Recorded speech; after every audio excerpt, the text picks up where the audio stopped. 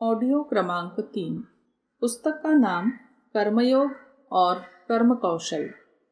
लेखक पंडित श्रीराम शर्मा आचार्य। महत्वाकांक्षाओं का पागलपन। वित्तेष्णा, पुत्रेष्णा और लोकेष्णा की तृष्णा, वासना, अहंता से विक्षुब्ध हुए मनुष्य उन उत्पाती पागलों का रूप धारण कर लेते हैं जो न स्वयं चैन से रहते हैं और न दूसरों को चैन से रहने देते हैं। महत्वाकांक्षी व्यक्ति अपने लिए विशेष लाभ भले ही प्राप्त कर लेते हों, पर जन समाज के लिए वे संकट रूप ही बने रहते हैं। असंतुष्ट जीवन में जीने का कोई आनंद नहीं। जो कुछ हमें मिला है उस पर संतोष, गर्व और उल्लास करते हुए यदि आज आनंद नहीं मना सकते हैं तो कल यदि आज से अधिक मिल जाए तो सुखी बन सकेंगे, इसका क्या भरोसा। तृष्णा तो हर सफलता के बाद आग में घी डालने की तरह बढ़ती ही जाती है। इसलिए जिन्हें निरंतर लालसाओं, कामनाओं की आग में झुलसना हो, उन्हीं को अपनी मनोभूमि में असंतोष रूपी जीवित चिता संजो लेनी चाहिए। समाज सेवा, परमार्थ, आत्मविकास, विद्याध्ययन, भौतिक उन्नति का प्रत्येक कार्य देर तक कर सकना उन्हीं के लिए संभव होता है जो धैर्यवान और स्थिर चित्त हैं।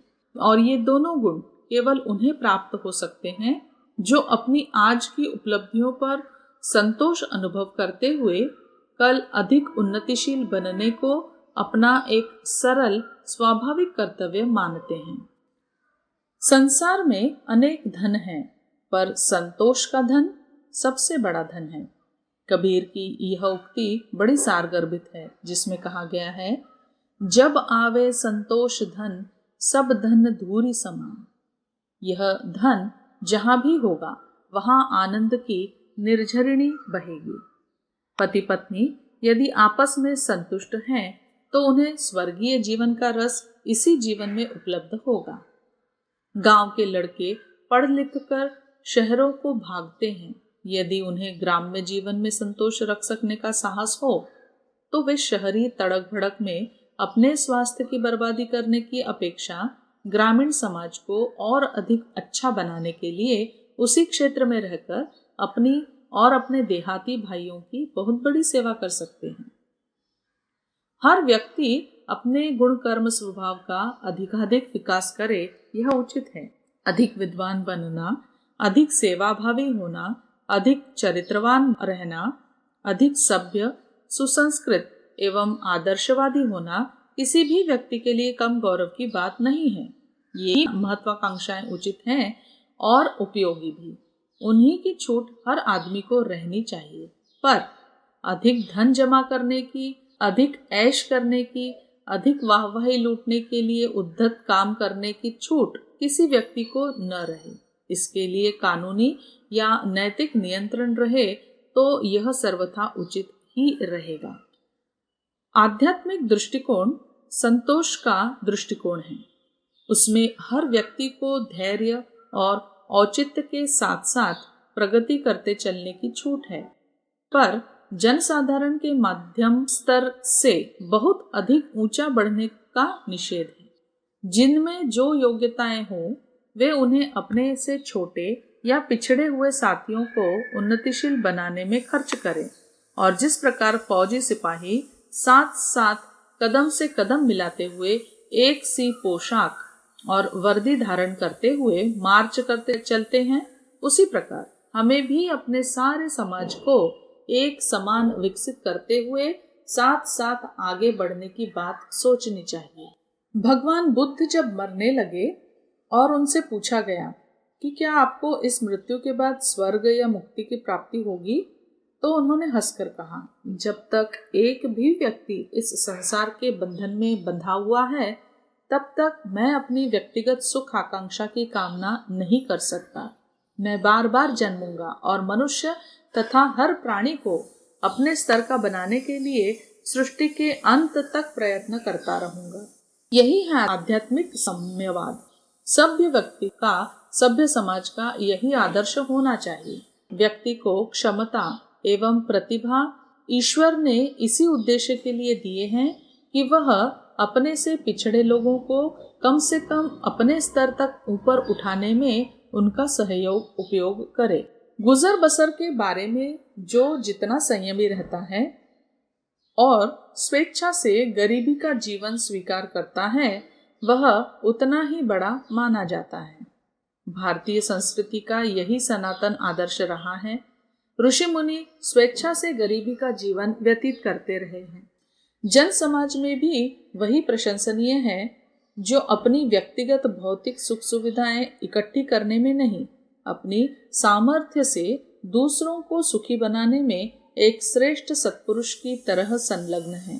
भारत की आत्मा एक ही स्वर में पुकारती रही है, न त्वहम कामये राज्यम न सौख्यम न पुनर्भवम कामये दुक्तप्तानाम प्राणी नामार्ति नाशनम। मैं अपने राज्य की, सुख की, स्वर्ग की कामना नहीं करता। मेरी एकमात्र आकांक्षा यही है कि दुखियों के दुख दूर करने में अपने को घुला और गला सकूं। यह आदर्श जिन्होंने जीवन में धारण किया हुआ है, वे ही विश्व शांति के स्तंभ बन सकते हैं। उन्हीं की संख्या बढ़ने से यह वसुधा अपने को धन्य मान सकती है। ऐसे ही नर रत्नों से यह संसार गुलाब के महकते फूलों से भरे बगीचे की तरह सुरभित हो सकता है। उन्हीं की परमार्थ बुद्धि का लाभ उठाकर छोटे छोटे अनेकों को आगे बढ़ने का अवसर मिलता है। चंदन का वृक्ष अपनी सुगंधि से अपने समीपवर्ती अनेक पौधों को सुवासित कर देता है। यही जीवन यापन की श्रेष्ठ नीति है, पर यह संभव उसी के लिए हो सकती है जो व्यक्तिगत महत्वाकांक्षाओं की दृष्टि में अंधा और पागल नहीं हो रहा हो, जिसे दौलत दौलत दौलत ही निरंतर रट लगी रहती है और इसी गोरख धंधे में मकड़ी के जाले की तरह दिन रात उलझा हुआ ताना बाना बुनता है। उसे इतनी फुर्सत नहीं मिलेगी जो अपने से गिरे हुओं की बात सोचे, जो अपनी आंतरिक दुर्बलताओं के संबंध में विचार करे, जो आदर्शवादी जीवन यापन करने के लिए अपने को संयमी और सीमित रखकर दूसरों को सुखी संतुष्ट बनाने के लिए कोई कदम बढ़ाने का साहस करे। असंतोष भी सराहनीय हो सकता है तभी जब उसका उपयोग जाति कल्याण, साधना, संयम, सेवा, ज्ञान वृद्धि, परमार्थ जैसी दैवी संपदाओं को बढ़ाने के लिए हो। आसुरी संपदाएं बढ़ाने का संतोष तो जितना ही बढ़ेगा उतनी ही अशांति उत्पन्न करेगा। संघर्षों की जड़ यही है। अधिकारों के लिए सब जागरूक हैं, कर्तव्यों की किसी को चिंता नहीं। हर व्यक्ति के मुंह में यही शिकायत सुनी जाती है कि मुझे यह नहीं मिला, यह नहीं दिया गया, इससे मैं वंचित हूँ। किसी फूटे मुंह में से यह शब्द सुनाई नहीं पड़ते कि मुझे दुनिया से इतना मिला, लोगों ने इतना दिया। हमें जो उपलब्ध है, क्या वह लाखों करोड़ों की अपेक्षा कहीं अधिक नहीं है? ईश्वर ने, समाज ने जितना हमें दिया है, उसके प्रति क्या हम उपयुक्त कृतज्ञता के भाव धारण किए हुए हैं? मन में ऐसी भावना नहीं आती कि क्षण भर के लिए अपनी उपलब्धियों पर हर्ष मनाने और संतोष अवगत करने, कृतज्ञता प्रकट करने और धन्यवाद देने के लिए भी गुंजाइश रहे। ऐसी श्मशान जैसी शुष्क मनोभूमि जिनकी बनी हुई है, उन्हें अपने जीवन में भला कहाँ रस आ सकता है? जिन्हें हर घड़ी तृष्णा सताती रहती है, वे उद्विग्न प्रेत पिशाच की तरह इस मरघट से उस मरघट में भटकते रहते हैं। यह अभागे अपनी ही हीनता के मारे हुए हैं, अपनी ही अतृप्ति से दुखी बने हुए हैं। भला इनके द्वारा किसी दूसरे का क्या हित साधन हो सकता है?